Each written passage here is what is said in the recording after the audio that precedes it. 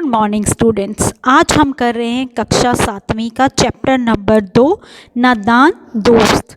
नादान दोस्त कहानी मुंशी प्रेमचंद जी के द्वारा लिखी हुई है। मुंशी प्रेमचंद जी हिंदी साहित्य के बहुत बड़े कहानीकार माने जाते हैं। इस कहानी में उन्होंने दो छोटे बच्चों की कहानी बताई है जो अनजाने में पक्षियों को तंग कर देते हैं, लेकिन वो तो उनकी मदद करना चाहते थे। आइए पढ़ते हैं आज की कहानी हम, नादान दोस्त। केशव के घर में छज्जे के ऊपर एक चिड़िया ने अंडे दिए थे। केशव और उसकी बहन श्यामा दोनों बड़े ध्यान से चिड़ियों को वहां आता जाता देखते करते। सवेरे दोनों आंखें मलते मलते छज्जे के सामने पहुंच जाते और चिड़ा चिड़िया या दोनों को वहां बैठा पाते।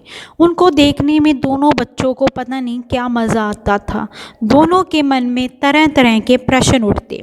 अंडे कितने बड़े होंगे, किस रंग के होंगे, कितने होंगे, उनमें से बच्चे बाहर कैसे निकलेंगे, बच्चों के पर कैसे होंगे, घोंसला कैसा होगा। किंतु इन सवालों का जवाब देने वाला कोई नहीं था। माँ घर के कामों में लगी रहती और बाबूजी दफ्तर के काम में। दोनों बच्चे आपस में ही सवाल जवाब करके अपने मन को शांत कर लिया करते थे। श्यामा ने एक दिन केशव से पूछा, भैया क्या बच्चे निकलकर फुर से उड़ जाएंगे? तो केशव उसे कहने लगा, नहीं रे, पहले पर निकलेंगे, बिना परों के बेचारे कैसे उड़ेंगे। तो श्यामा कहने लगी, तो बच्चे खाएंगे क्या? तो वो बच्चों को खिलाएगी क्या? केशव के पास इस सवाल का कोई जवाब नहीं था। इस तरह 3-4 दिन बीत गए। दोनों बच्चों की ये जिज्ञासा दिन प्रतिदिन बढ़ती जा रही थी। दोनों अंडों को देखने के लिए बहुत बेचैन थे।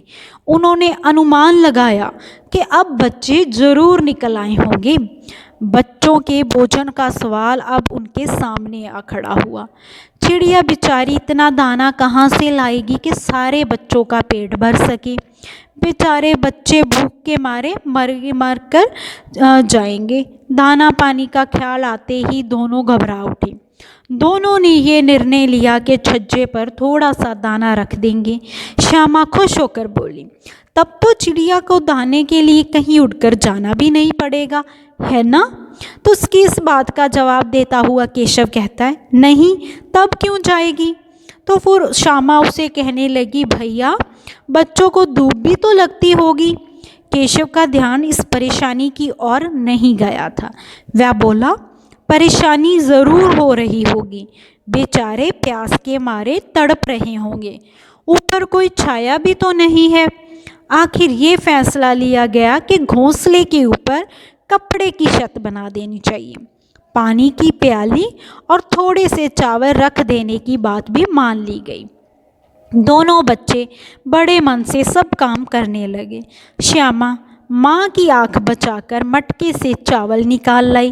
केशव ने पत्थर की प्याली का तेल चुपके से जमीन पर गिरा दिया और खूब साफ करके उसमें पानी भर दिया। अब छाया के लिए कपड़ा कहाँ से लाएं? फिर ऊपर छड़ियों के बिना कपड़ा ठहरेगा कैसे? और छड़ी खड़ी कैसे होगी? तो केशव बड़ी देर तक इसी उधेड़बुन में रहा। आखिरकार उसने ये मुश्किल भी हल कर ली। श्यामा उससे कहने लगी, जाकर कूड़ा फेंकने वाली टोकरी उठा ला, माँ को मत दिखाना। श्यामा उसे कहने लगी, वह तो बीच में से कटी हुई है, उसमें से धूप नहीं जाएगी। केशव उसे लड़कर बोलता है, तू टोकरी तो ला, मैं उसका छेद बंद करने के लिए कोई उपाय सोचता हूँ। श्यामा दौड़कर टोकरी उठा लाई। केशव ने उसके छेद में थोड़ा सा कागज ठूंस दिया। फिर टोकरी को एक टहनी से टिकाकर बोला, देख, ऐसे ही घोंसले पर इसकी आड़ कर दूंगा, तब कैसे जाएगी धूप? श्यामा ने दिल में सोचा, भैया कितने चालाक हैं, उनको सब पता है। गर्मी के दिन थे, बाबूजी दफ्तर गए हुए थे। माँ दोनों बच्चों को कमरे में सुलाकर खुद सो गई थी, लेकिन बच्चों की आंख में आज नींद कहाँ। माँ को बहकाने के लिए दोनों आंखें बंद किए लेटे रहे। ज्यों ही मालूम हुआ कि माँ अच्छी तरह से सो गई है, दोनों चुपके से उठे और बहुत धीरे से दरवाजे की सिटकनी खोलकर बाहर निकल आई। अंडों की रक्षा करने की तैयारियां होने लगी। केशव कमरे में से एक स्टूल उठा लाया, लेकिन जब उससे काम ना चला तो नहाने की चौकी लाकर स्टूल के नीचे रखी और डरते डरते स्टूल पर चढ़ा। श्यामा दोनों हाथों से स्टूल पकड़े हुए थी। स्टूल की चारों टांगों बराबर ना होने के कारण जिस और अधिक दबाव पड़ता था जरा सा हिल जाता था। उस वक्त केशव को कितनी परेशानी हो रही होगी ये जान तो वही जानता है। दोनों हाथों से छज्जे को पकड़कर श्यामा को दबी आवाज में डांटता भी जा रहा था। अच्छी तरह पकड़ वरना नीचे उतरकर मारूंगा बहुत। लेकिन बेचारी श्यामा का दिल तो ऊपर छज्जे पर था। बार बार उसका ध्यान उधर चला जाता और हाथ ढीले पड़ जाते। जैसे ही केशव ने छज्जे पर हाथ रखा दोनों चिड़िया उड़ गई। केशव ने देखा छज्जे पर थोड़े से तिनके बिछे हुए हैं और उन पर 3 अंडे पड़े हैं। जैसे घोंसले उसने पेड़ों पर देखे थे वैसा कोई घोंसला नहीं था। श्यामा ने नीचे से पूछा, कितने बच्चे हैं भैया? तो केशव कहने लगा 3 अंडे हैं, अभी बच्चे नहीं निकले। तो श्यामा कहने लगी, मुझे भी देखने हैं भैया कि कितने बड़े हैं ये अंडे। तो केशव कहने लगा, दिखा दूंगा, पहले जरा कपड़ा ले आ नीचे बिछाने के लिए।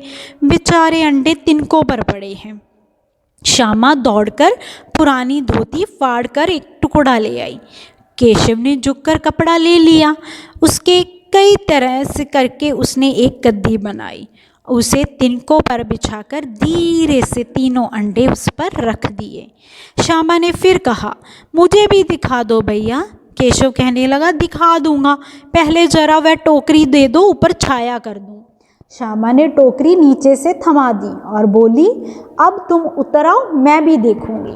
केशव ने टोकरी को एक टहनी से टिकाकर कहा, जा दाना और पानी की प्याली ले आ, मैं उतर आऊँ तो दिखा दूंगा। श्यामा फिर दौड़कर प्याली और चावल भी ले आई। केशव ने टोकरी के नीचे दोनों चीज़ें रख दी और धीरे से नीचे उतर आया। श्यामा रोने लगी, अब मुझे भी चढ़ा दो भैया। केशव कहने लगा, तू गिर पड़ेगी, अभी तू छोटी है। तो श्यामा उसे कहने लगी, नहीं गिरूंगी, तुम नीचे से स्टूल को पकड़ लेना और मैं ऊपर जाकर अंडों को देख लूँगी। लेकिन केशव उससे कहने लगा, ना भाई ना, अगर तुम गिर गई तो माँ मेरी चटनी ही बना देगी, कहेगी कि तूने ही चढ़ाया था। क्या करेगी देखकर, अब अंडे बड़े आराम से हैं, जब बच्चे निकलेंगे तो हम उन्हें पालेंगे। दोनों चिड़िया बार बार छज्जे पर आती मगर बिना बैठे ही उड़ जाती। केशव ने सोचा, शायद हम लोगों के डर से नहीं बैठ रही है। वह स्टूल उठाकर कमरे में रख आया, चौकी जहाँ की थी वहाँ रख दी।